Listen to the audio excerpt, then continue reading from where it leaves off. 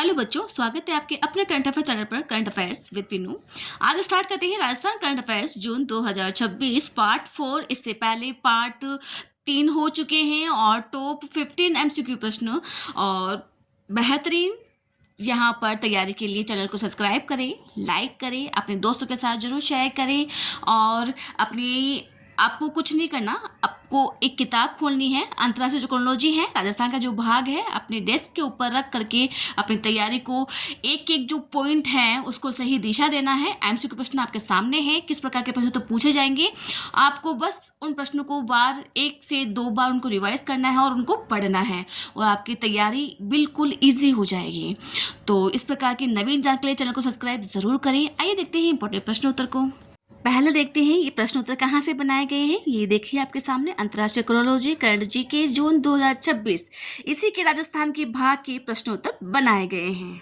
आइए देखते हैं इंपॉर्टेंट प्रश्नोत्तर को। जयपुर इंटरनेशनल एयरपोर्ट को मई 2026 में किस सम्मान से नवाजा गया है? नंबर 1 है ग्रीन एयरपोर्ट रिपब्लिकन 2026 में गोल्ड सम्मान से। नंबर 2 है ग्रीन एयरपोर्ट रिपब्लिकन 2026 के सिल्वर सम्मान से। नंबर 3 है ग्लोबल एविएशन अवार्ड 2026 के यहाँ प्लेटिनम सम्मान से। नंबर 4 है भारतीय उद्योग परिसर द्वारा सर्वश्रेष्ठ। तो इसका आंसर होगा नंबर 2, ग्रीन एयरपोर्ट रिपब्लिकन 2026 के सिल्वर सम्मान से नवाजा गया है किसको? जयपुर इंटरनेशनल एयरपोर्ट को।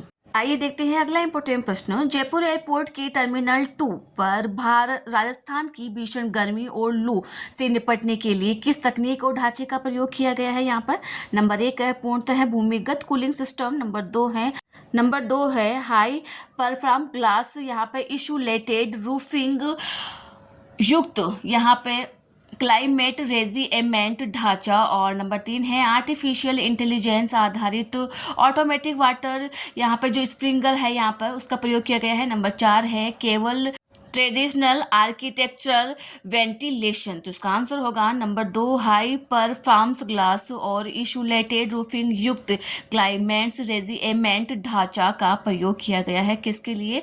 जयपुर एयरपोर्ट के टर्मिनल 2 पर राजस्थान की जो भीषण गर्मी है और लू से निपटने के लिए इस तकनीक का प्रयोग किया गया है। आइए देखते हैं अगला इंपॉर्टेंट प्रश्न। पर्यावरण अनुकूलन पहलों से जयपुर एयरपोर्ट सालाना कितने टन से अधिक कार्बन उत्सर्जन कम कर रहा है? नंबर 1 है 100 टन, 150 टन, 200 टन या 250 टन। तो इसका आंसर होगा नंबर 3, 200 टन से यहाँ पर अधिक कार्बन उत्सर्जन कम कर रहा है। आइए देखते हैं अगला इंपॉर्टेंट प्रश्न। वाटर पॉजिटिविटी के मामले में जयपुर एयरपोर्ट का उत्तर भारत में कौन सा स्थान है? नंबर 1 है पहला स्थान, दूसरा स्थान, तीसरा स्थान या चौथा स्थान। तो इसका आंसर होगा नंबर 2, दूसरा स्थान है। आइए देखते हैं अब इन प्रश्नों की व्याख्या। जयपुर एयरपोर्ट को मिला ग्रीन एयरपोर्ट का सम्मान। जयपुर इंटरनेशनल एयरपोर्ट ने पर्यावरण संरक्षण और सतत विकास के क्षेत्र में बड़ी सफलता हासिल करते हुए प्रतिष्ठित ग्रीन एयरपोर्ट्स यहाँ पर रिकग्निशन 2026 में सिल्वर सम्मान प्राप्त किया गया है। यहाँ पर यह सम्मान मई 2026 में बैंकॉक में आयोजित एक विशेष समारोह के अंदर प्रदान किया गया है। पुरस्कार श्रेणी, प्रदाता और मुख्य जो उपलब्धियां हैं यहाँ पर जो प्रदाता है airports counselling international ACI Asia Pacific और मिडिल ईस्ट के द्वारा दिया गया है। और श्रेणी है जयपुर एयरपोर्ट को यह सिल्वर रेटिंग में 5 से 15 मिलियन वार्षिक यात्री श्रेणी के अंदर दिया गया है यहाँ पर। और कुल टर्मिनल जो है इकोसिस्टम टर्मिनल 2 पर हाई परफॉर्मेंस ग्लास और इंसुलेटेड रूफिंग के प्रयोग से राजस्थान की भीषण गर्मी और लू से निपटने के लिए क्लाइमेट रेजिलिएंट ढांचा तैयार किया गया है। यहाँ पर ऊर्जा क्षमता है, स्मार्ट लाइटिंग और उन्नत तकनीकों के कारण एयरपोर्ट की ऊर्जा खपत में 35% की कमी आई है। और जो कार्बन जो उत्सर्जन है यहाँ पर पर्यावरण अनुकूलन पहलों से एक एयरपोर्ट सालाना 200 से अधिक कार्बन CO2 कम उत्सर्जन कर रहा है। अन्य जो प्रतिष्ठित उपलब्धियां यहाँ पर जीरो वेस्ट टू लैंडफिल भारतीय उद्योग परिसंघ द्वारा यह विशेष तमगा प्राप्त हुआ है। यहाँ पर इसी एयरपोर्ट को लेवल 3 के अंदर एक्रीडेशन, एयरपोर्ट को ACI के कार्बन प्रबंधन के लिए लेवल 3 एक्रीडेशन भी हासिल किया गया है। तो कितनी सारी उपलब्धियां मिल गई हैं जयपुर एयरपोर्ट को यहाँ पर। वाटर पॉजिटिविटी, यह उत्तर भारत का दूसरा वाटर पॉजिटिविटी सर्टिफाइड एयरपोर्ट भी बन चुका है। तो बच्चों, कैसी लगी आपको ये जानकारी? प्लीज़ कमेंट में ज़रूर शेयर करें, चैनल को लाइक करें, सब्सक्राइब करें, अपने दोस्तों के साथ जरूर शेयर करें। आइए देखते हैं अगला इंपॉर्टेंट प्रश्न। नया प्रीमियम फैब्रिक किन दो वस्त्र शैलियों के संगम से विकसित किया जा रहा है? ये प्रश्न इतना इंपॉर्टेंट नहीं है, फिर भी आप पढ़ लो ताकि ध्यान में रहे। नंबर 1 है बनारस सिल्क और कॉटन, नंबर 2 है कॉटन और एरी सिल्क, नंबर 3 है चंदेरी कॉटन व मूंगा सिल्क, नंबर 4 है बांधनी और टसर सिल्क। तो इसका आंसर होगा नंबर 2 कॉटन और एरी सिल्क। यहाँ पर दो नया फैब्रिक वस्त्र शैलियाँ निर्मित की गई हैं। आइए देखते हैं इंपॉर्टेंट प्रश्नों। 45वीं sub junior national shooting ball championship के संदर्भ में निम्नलिखित कथनों में से कौन सा कथन सत्य है? बिल्कुल बच्चों ध्यान दें, सत्य कथन पूछा है और इस प्रकार के खेल के सवाल एग्जाम में 3 से 4 पूछे जाते हैं, वेरी इंपॉर्टेंट, और वो भी राजस्थान के हैं तो पहले पूछे जाएंगे वो। तो देखते हैं नंबर एक यहाँ पर, इस चैंपियनशिप का आयोजन राजस्थान के शहर जयपुर शहर के अंदर किया गया था। राजस्थान की अंडर 17 गर्ल्स टीम ने इस प्रतियोगिता में उप विजेता का खिताब हासिल किया है। नंबर 3 है फाइनल में राजस्थान ने हरियाणा को हराकर स्वर्ण पदक जीता है। नंबर 4 है उत्तर प्रदेश की टीम ने इस प्रतियोगिता में तीसरा स्थान रही है। तो इसका आंसर होगा नंबर 2, राजस्थान की अंडर 17 गर्ल्स टीम ने इस प्रतियोगिता में उप विजेता का खिताब हासिल किया है। तो बच्चों बिल्कुल ध्यान रखना कि 45वीं sub junior national shooting ball के संदर्भ में कौन कथन सत्य है? तो ये कथन सत्य है कि अंडर 17 में गर्ल्स टीम ने यहाँ पे उप विजेता का खिताब हासिल किया है। आइए देखते हैं अगला इंपॉर्टेंट प्रश्न। 45वीं sub junior national shooting championship में विभिन्न टीमों के स्थान के संबंध में सत्य कथन की पहचान कीजिए। तो ये प्रश्न तो अपने लिए और आसान हो गया क्योंकि हम पहले देख चुके आ चुके हैं। यहाँ पर राजस्थान उप विजेता रही है, तो इसका मतलब राजस्थान सेकंड स्थान पर आएगा। तो यहाँ पर राजस्थान सेकंड स्थान पर कौन से हैं? 2 ऑप्शन के अंदर है, पहला और तीसरा के अंदर। तो इसका आंसर होगा नंबर 1 हरियाणा प्रथम स्थान पर रहा है, राजस्थान द्वितीय स्थान पर रहा है और महाराष्ट्र तृतीय स्थान पर रहा है। वेरी इंपॉर्टेंट प्रश्न है, ध्यान रखना। हरियाणा प्रथम पर है, राजस्थान द्वितीय स्थान पर है, तो तृतीय स्थान पर महाराष्ट्र है। आइए देखते हैं अब इस प्रश्न की व्याख्या। 45वीं sub junior national shooting ball championship Rajasthan को रजत पदक मिला है। यहाँ पर तो ये भी आ सकता है कि कौन सा पदक मिला राजस्थान को? तो रजत पदक मिला है, उप विजेता रही है, सेकंड स्थान पर रही है। तेलंगाना के अंदर आयोजित इस राष्ट्रीय चैंपियनशिप में राजस्थान की अंडर 17 गर्ल्स यहाँ पर टीम ने शानदार प्रदर्शन करते हुए उप विजेता का खिताब हासिल किया है। मुख्य बिंदु और खेल परिणाम यहाँ पर है। आयोजन स्थल और तिथि, इसका आयोजन 12 से 14 मई 2026 को महबूबाबाद तेलंगाना में एनसीआर स्टेडियम में किया था। फाइनल में हरियाणा ने राजस्थान को हरा करके स्वर्ण पदक जीता, जबकि राजस्थान रजत पदक में संतोष करना पड़ा और महाराष्ट्र की टीम तीसरे स्थान पर रही है। यहाँ पर प्रमुख खिलाड़ी है राजस्थान गर्ल्स टीम का नेतृत्व कप्तान चंचल जहांगीर किसना और विधि रोहिल्ला ने किया था। तो बच्चों इंपॉर्टेंट प्रश्न है, इस प्रकार के प्रश्न आरपीएससी और कर्मचारी चयन बोर्ड दोनों के द्वारा पूछ लिया जाता है और जहां खेल का सवाल आता है वहां सबसे इंपॉर्टेंट होता है कि 3 से 4 सवाल खेल के पूछ ही लिए जाते हैं और 3 से 4 साल पहले के पूछ लिए जाते हैं। तो इस वेरी इंपॉर्टेंट है, आप इस प्रश्न को ध्यान में देखकर पूरे ढंग से तैयारी करें और चैनल को सब्सक्राइब जरूर करें। आइए देखते हैं अगला इंपॉर्टेंट प्रश्न। IGU पुणे महिला, यहाँ पुणे है बच्चों, ध्यान देना टाइपिंग में मिस्टेक है। IGU पुणे महिला और जूनियर गर्ल्स गोल्फ चैंपियनशिप 2026 के संदर्भ में निम्न कथनों पर विचार कीजिए। नंबर 1 है यह प्रतियोगिता पुणे के ऑक्सफोर्ड गोल्फ रिसोर्ट में आयोजित की गई थी। नंबर 2 है जयपुर के गोल्फर ओजस्विनी सारस्वत ने इसमें अपनी 12वीं राष्ट्रीय खिताब जीता है। तो सही कोट का चयन कीजिए। 1 के अंदर है केवल 1, 2 में है केवल 2, 3 के अंदर है 1 और 2 दोनों, नंबर 4 के अंदर है इनमें से कोई नहीं। तो उसका आंसर होगा नंबर 3, 1 व 2 दोनों ही कथन सही है। आइए देखते हैं अगला प्रश्न। ओजस्विनी सारस्वत द्वारा मई 2026 में जीते गए राष्ट्रीय खिताब के संदर्भ में कौन सा कथन सत्य है? नंबर 1 है उन्होंने यह खिताब है, यहाँ पर किताब नहीं है, तो बच्चों बिल्कुल टाइपिंग में मिस्टेक हुई है। उन्हें यह खिताब A गर्ल्स कैटेगरी के अंदर जीता है। उन्हें B गर्ल्स कैटेगरी के अंदर अपने करियर का 12वां राष्ट्रीय दर्ज जीत हासिल की है। यहाँ पर यह उनके करियर का पहला अंतर्राष्ट्रीय खिताब है और यह प्रतियोगिता जयपुर के रामबाग गोल्फ क्लब में आयोजित हुई थी। तो यहाँ पर सत्य कथन पूछा है, तो इसका आंसर होगा नंबर 2, ओजस्विनी सारस्वत को उन्हें यह खिताब बी गर्ल्स कैटेगरी के अंदर अपने करियर का 12वीं यहाँ पर राष्ट्रीय जीत दर्ज की है। तो ये इसका कथन बिल्कुल करेक्ट है। आइए देखते हैं अगला इंपॉर्टेंट प्रश्न। हाल ही में चर्चा के अंदर रही ओजस्विनी सारस्वत के संबंध में सत्य कथन की पहचान कीजिए।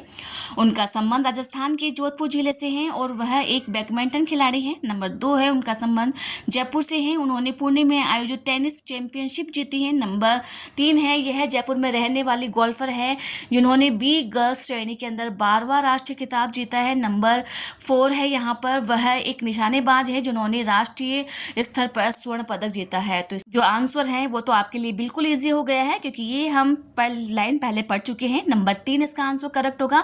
वह जयपुर के रहने वाली एक गोल्फर हैं जिन्होंने बी गर्ल्स श्रेणी के अंदर और 12वां राष्ट्रीय खिताब जीता है।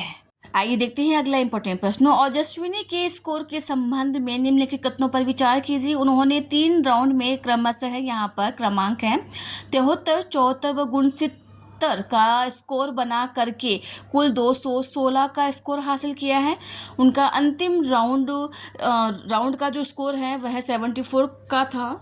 सही कोड का चयन कीजिए। 1 के अंदर है केवल 1 सही है, 2 के अंदर केवल 2 सही हैं, सी के अंदर 1 व 2 दोनों सही हैं और डी नंबर 4 के अंदर है इनमें से कोई नहीं। तो इसका आंसर होगा नंबर 1 केवल 1 सही है क्योंकि ऊपर वाले लाइन में दे रखा है उन्होंने 3 राउंड के अंदर क्रमशः है 73, 74 और 69 का स्कोर बना करके 216 हासिल किया है और नीचे लिख रखा है कि अंतिम राउंड का स्कोर 74 है। तो इसका ये आंसर गलत होगा क्योंकि अंतिम राउंड का स्कोर तो है 69 का होगा।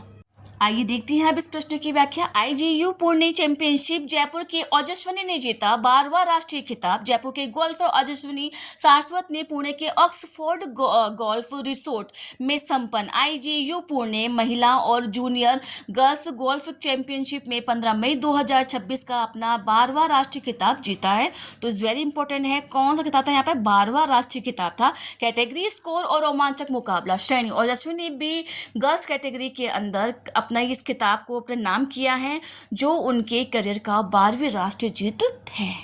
शानदार स्कोर उन्होंने 3 राउंड के अंदर क्रमशः 73, 74 और अंतिम राउंड में 69 का बेहतरीन स्कोर बना करके कुल 216 स्कोर हासिल किया था और प्ले ऑफ मुकाबला कुल 216 के स्कोर पर कर्नाटक की प्रिया कुमारी के साथ बराबरी के होने के बाद में दोनों के बीच ओवरऑल खिताब के लिए रोमांचक प्ले ऑफ मुकाबला खेला गया था जिसमें ओजस्विनी विजय रही थी और त्रिकोणीय सफलता है। ओजस्विनी ने इस चैंपियनशिप में कुल 3 ट्रॉफियों पर अपना कब्जा जमाया था। बी गर्ल्स श्रेणी का मुख्य खिताब जीता था यहाँ पे लेडीज ए एंड बी यहाँ पर कंबाइंड जो स्टेडियम है उनमें यहाँ पर उपविजेता रही हैं और A and B combined category के अंदर दूसरा स्थान हासिल किया है।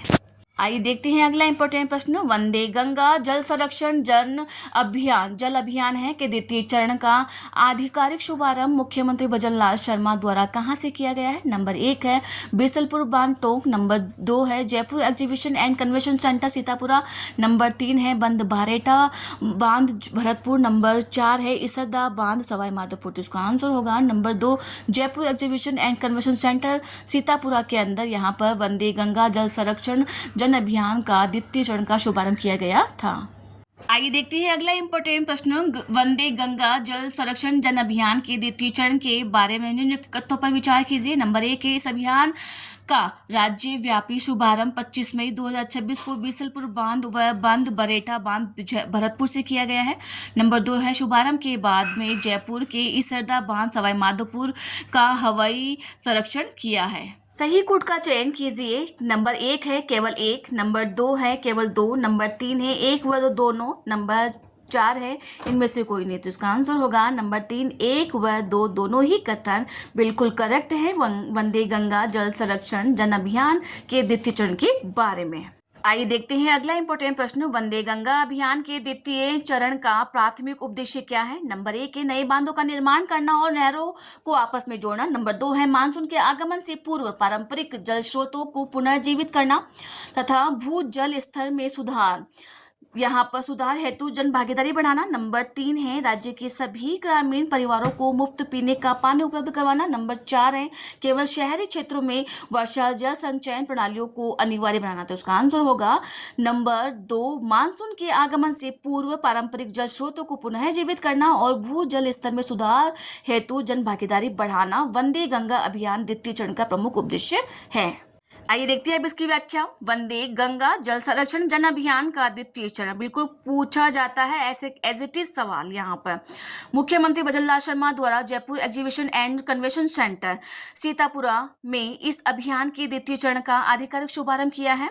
यहाँ पर शुभारंभ इस अभियान का राज्यव्यापी शुभारंभ मुख्यमंत्री भजनलाल शर्मा द्वारा बीसलपुर बांध टोंक और बंद बाराटा बांध भरतपुर से 25 मई 2026 को गंगा दशमी को किया गया है। इसके बाद मुख्यमंत्री ने ईसरदा बांध सवाई माधोपुर का हवाई सर्वेक्षण किया था।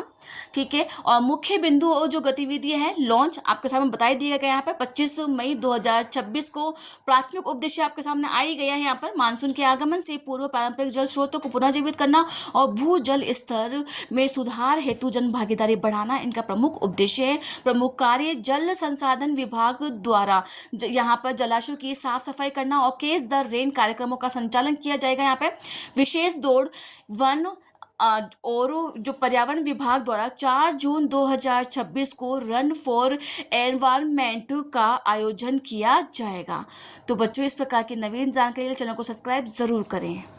आइए देखते हैं अगला इंपॉर्टेंट प्रश्न। सरिस्का का टाइगर रिजर्व में नेचर इंटरप्रिटेशन सेंटर की स्थापना के लिए किस संस्था ने राजस्थान वन विभाग के साथ समझौता ज्ञापन पर हस्ताक्षर किया है? नंबर 1 रिलायंस फाउंडेशन, नंबर 2 है अनिल अग्रवाल फाउंडेशन, नंबर 3 है अडानी फाउंडेशन, नंबर 4 है टाटा ट्रस्ट। तो इसका आंसर होगा नंबर 2 अनिल अग्रवाल फाउंडेशन के साथ में समझौता ज्ञापन पर हस्ताक्षर किए गए हैं।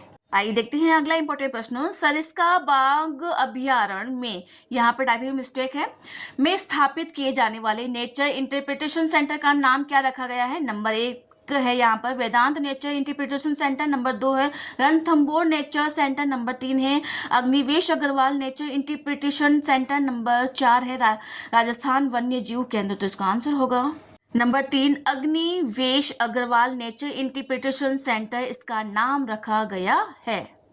आइए देखते हैं आज की सीरीज का अंतिम प्रश्न है और सबसे इंपॉर्टेंट प्रश्न भी है।